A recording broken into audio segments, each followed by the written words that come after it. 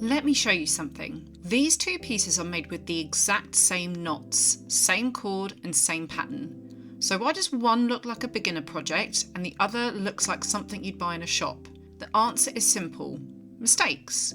And in today's video, I'm going to show you the 10 most common macrame mistakes that almost everyone makes, including me when I started. Some of these will instantly improve your work, but stick around because mistake number 1 is the one that quietly ruins everything. So let's get into it. First mistake, not cutting enough cord. This is the classic beginner trap. You start a project feeling confident and halfway through you realise you've run out. And here's the problem, adding cord later on almost never blends in perfectly. You end up with visible joins and frustration.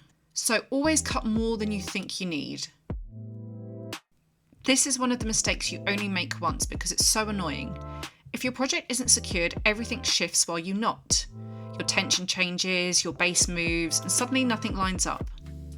Always secure your project, your dowel or your ring down before you start. You can tape this down, pin it down, or use S-hooks on a rail. Single twist unravelling or snagging. Single twist cord is gorgeous, but it has a personality. It loves to unravel while you're working and it snags easily if you're not careful. You might suddenly find strands separating mid-knot. The fix is simple. Keep your tension steady and don't overhandle the cord. But don't go anywhere because this next mistake affects the look of your knots way more than people realise. Square knots are meant to sit flat and balanced, but if you always start from the same side, your work is going to start to spiral. Alternating is what keeps everything centred and professional looking. After you make your first half square knot, you're then going to make another half square knot, but this time you're going to start with cord number 4, which is the one on the right hand side. You're basically making a mirror image or reverse half square knot. A square knot is made up of one normal half square knot and one reverse half square knot, so keep making sure to alternate in between the two. It's a tiny habit, but it makes a massive difference. A half square knot spiral going the wrong way mid-project. You start your spiral going one direction, then halfway through you accidentally switch. Suddenly your beautiful twist turns into a messy zigzag. It happens when you lose track of which side you're starting your knot from. Quick tip, pause every few knots and check the direction. If you go wrong, undo that knot, reset and try again.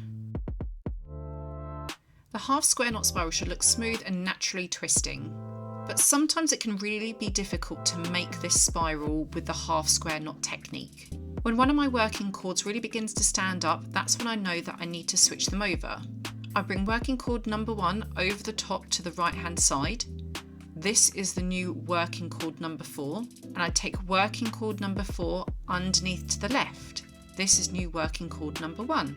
I could then continue the half square knot technique to continue my spiral. This simple change in cords makes it so much easier to continue that lovely neat spiral. Trying to use braided cord for fringe. Braided cord looks beautiful, but it does not behave well if you want to fringe. Because it's woven, it won't unravel into soft fibres like others. So if you try to comb it out, nothing happens. And believe me, I've been there. If you want fringe, stick to a single twist or a multiply cord. Pulling your gathering knot all the way through. Gathering knots are meant to hold everything neatly into place, but if you pull your tightening cord too aggressively, the whole knot can slip or collapse. Instead of a clean wrap, you get a distorted, uneven finish.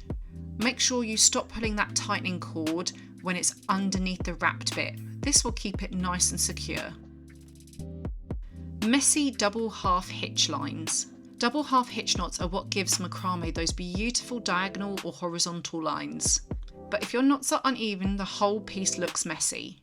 So take your time aligning each knot. I like to use my thumb to push it securely into place. And now we've reached the biggest mistake of them all. Inconsistent tension. This is the one mistake that affects everything. Consistency is key. Your knots, your symmetry, your shape, your final finish, all of it depends on tension. Too tight in one section, too loose in another, and your piece loses structure completely. And the worst part, most people don't even realise they're doing it, including me when I started. They think their pattern is wrong, but it's actually just tension changing from knot to knot. If you fix this one thing, your macrame will instantly look more professional, no matter what level you're at. Let me know in the comments, which macrame mistakes have you had issues with? In the next video, I'll be showing you the differences between the macrame cords and which one is best for your project. So make sure you stick around, subscribe, and I'll see you in the next one.